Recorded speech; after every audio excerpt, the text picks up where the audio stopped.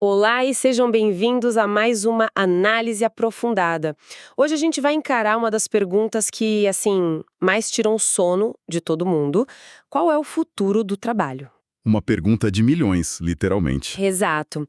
E para guiar a gente nessa conversa, recebemos um material riquíssimo que desenha um mapa bem completo do mercado de trabalho em Portugal. Sim, a gente tem um relatório global do Fórum Econômico Mundial, um guia super focado em Portugal do IEFP. Uhum. Uma pesquisa que mede a temperatura de como os trabalhadores portugueses estão sentindo a chegada da inteligência artificial e, para fechar, uma entrevista com um especialista que está ali no campo de batalha, sabe? Implementando essa tecnologia. Aham. Então, a nossa missão aqui é mergulhar nesses dados para entender a tal revolução no trabalho que já está acontecendo, identificar onde estão as oportunidades reais em Portugal e sentir como a tecnologia, principalmente a IA, está mudando não só o que a gente faz, mas como a gente se sente fazendo. E o que eu acho mais interessante nesse conjunto de fontes é que ele permite a gente ir além das manchetes. Sabe, não é só sobre listar as profissões da moda. Certo! É sobre entender as forças que estão movendo as placas tectônicas do trabalho. A tecnologia, claro, mas também a demografia, a sustentabilidade. E, o mais importante, a gente consegue conectar essas tendências que parecem gigantes, distantes, com a realidade bem específica do mercado português. Perfeito. Então, vamos começar a desembrunhar isso. E vamos começar pelo impacto, pelos números do Fórum Econômico Mundial. O relatório deles é uma bomba, né? É bem forte. Até 2030, o mundo vai ver 170 milhões de empregos novos serem criados. A gente pensa ótimo, mas na mesma frase eles dizem que 92 milhões de empregos vão desaparecer. Pois é, o saldo é positivo, mas o processo O processo parece um furacão. não é uma transição suave de forma alguma. Esse furacão que você mencionou é o ponto central. O relatório chama isso de instabilidade de competências. Instabilidade de competências? Exato.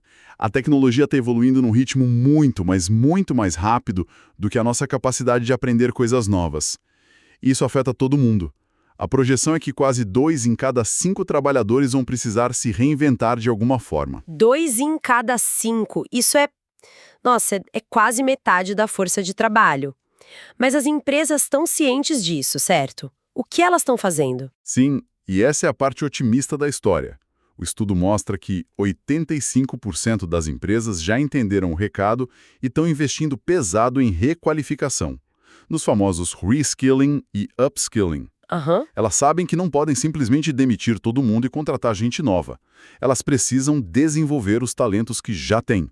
Essa necessidade de aprendizado contínuo é o que define o crescimento. E esse crescimento globalmente está focado em algumas áreas, imagino. Em algumas áreas bem claras, hein? E quais são elas? Imagino que tecnologia seja a primeira da lista. Sem dúvida. A primeira grande área é tecnologia, dados e IA. É o motor de tudo.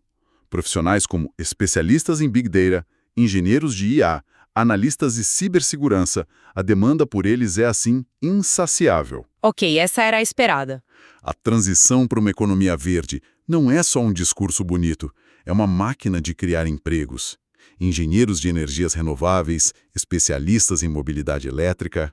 Interessante. E a terceira e a quarta áreas andam juntas, saúde e educação, impulsionadas por uma tendência global impossível de ignorar, o envelhecimento da população. Isso está criando o que chamam de economia do cuidado. Entendi. Crescimento em tecnologia, sustentabilidade e cuidado com as pessoas. Mas e o outro lado da moeda? Os 92 milhões de empregos que somem. Onde está o perigo? O perigo está na rotina. As funções que estão em declínio acentuado são as mais repetitivas e com baixa exigência de pensamento crítico. Tipo, Operadores de caixa, assistentes administrativos, funcionários de correios, tarefas que um algoritmo pode aprender a fazer com mais eficiência. A automação está sendo implacável com esses postos de trabalho. ok, essa visão global assusta um pouco, principalmente essa parte da automação. O que me faz pensar, tudo isso é em escala mundial. Mas e para quem está em Portugal agora, sabe? Procurando um emprego ou pensando em mudar de carreira? Como essas tendências aterrissam no dia a dia? É aí que o guia do IEFP entra, né? Ele nos dá esse mapa local. Exato, um GPS. Exatamente. O guia do IEFP é como um GPS para o mercado de trabalho português. Ele pega essas mega tendências e aponta, olha, aqui estão as oportunidades concretas. E das 10 áreas de futuro que ele lista, a gente pode agrupar para entender melhor a lógica. Vamos lá. Quais são esses grandes grupos de oportunidade em Portugal? O primeiro é o que podemos chamar de Revolução Verde. É impressionante que 3 das 10 áreas listadas estejam diretamente ligadas à sustentabilidade. 3 de 10? Uau! É, produção de energia verde, eficiência energética e mobilidade elétrica. Isso mostra que não é um nicho, é um pilar da economia. A fonte até cita a meta ambiciosa de Portugal de ter 80% de sua energia vindo de fontes renováveis até 2026. Ou seja, é uma política de Estado que está criando empregos de forma direta. Faz todo sentido. E o próximo grupo? O próximo é a indústria inteligente. Aqui entram termos como indústria 4.0, eletrônica, desenho assistido por computador, o CAD, e fresagem CNC. Fresagem CNC. Esse nome soa como algo saído de uma fábrica muito complexa. Parece, né? Parece nome de componente de foguete. O que é isso na prática? E de certa forma de um jeito simples. Fresagem CNC é uma técnica de produção que usa computadores para esculpir peças de metal com uma precisão absurda, milimétrica. É a tecnologia por trás da indústria de moldes, da indústria automotiva, da aeronáutica, setores onde Portugal é muito forte. Peraí, então isso quer dizer que o operário de fábrica do futuro precisa saber programar. Acabou aquela imagem do trabalho puramente manual. Exatamente. Você matou a charada. É uma mudança total de perfil. O novo operário é um técnico altamente qualificado que dialoga com a máquina. Nossa! A tecnologia não está acabando com o trabalho na fábrica. Ela está sofisticando esse trabalho e, consequentemente, exigindo uma qualificação muito maior. Entendi. Os outros grupos são o mundo digital e seguro, que inclui marketing digital e cibersegurança, e, por fim, o cuidado humano, onde a gerontologia é a grande estrela. E essa parte da gerontologia conecta perfeitamente com o que você falou da tendência global, da economia do cuidado. É a manifestação local de um fenômeno global. O envelhecimento da população portuguesa é um fato demográfico. E isso se traduz numa demanda crescente e muito real por profissionais que cuidem dos idosos. Claro. No fim das contas, o que a lista do IFP nos mostra é que o futuro do trabalho em Portugal não é ficção científica. É sobre responder às necessidades reais da economia e da sociedade. Certo. Então o mapa está traçado. A transformação global e as rotas de oportunidade em Portugal. Mas e as pessoas no meio disso tudo? Como os trabalhadores portugueses estão sentindo essa avalanche? Essa é a parte mais humana. O estudo da ADECO que a gente tem aqui parece revelar uma coisa bem estranha, quase um paradoxo. É um paradoxo enorme, e é a parte mais fascinante dessa análise. O estudo mostra que 60% dos portugueses acreditam que a IA, no geral, vai criar mais empregos do que destruir. Ok, 60% é um número bastante otimista. Muito otimista. Mas então qual é o paradoxo? O paradoxo aparece na pergunta seguinte. Quando se pede para dar uma nota de 0 a 10 para o nível de confiança no impacto da IA no seu próprio trabalho e bem-estar, a média é 3. 3? Como assim? Isso não faz o menor sentido. 60% acham que a IA é positiva, mas a nota de confiança pessoal é 3 de 10. É tipo, acho ótimo para o país, mas quero bem longe de mim. É exatamente esse o abismo. É o ponto nevrálgico do estudo. Como se explica isso? É o acredito que vai ser bom para a economia, mas não tenho certeza se vai ser bom para mim. E a fonte aponta para algumas razões muito humanas para essa desconfiança. A primeira é a falta de envolvimento. 42% esperam ver agentes de IA nas suas empresas em breve, mas só 23% se sentem parte do processo de decisão. A mudança está acontecendo para eles e não com eles. Eles se sentem passageiros, não pilotos. Exato. E isso gera medo, claro. A segunda razão é o impacto que não é medido. Como assim? As pessoas dizem que economizam, em média, 80 minutos por dia usando ferramentas de IA. É mais de 1 hora. mas só 36% conseguem de fato medir como essa economia de tempo se reflete no valor do seu trabalho. O tempo ganho parece que evapora, né? Não se transforma em reconhecimento, em menos estresse. Isso! A tecnologia dá o tempo de volta, mas a gente não sabe o que fazer com ele.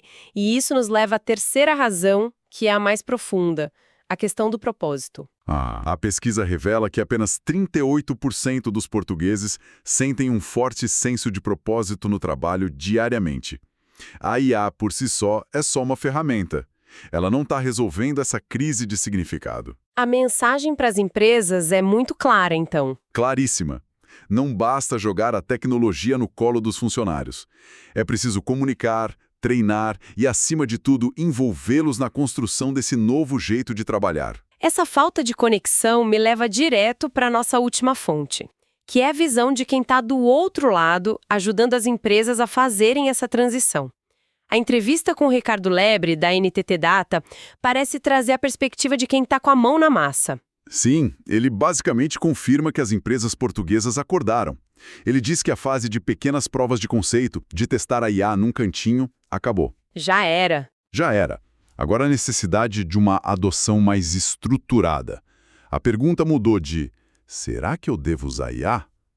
Para como eu uso IA para não ficar para trás. E ele menciona um conceito que, para mim, soa pura ficção científica.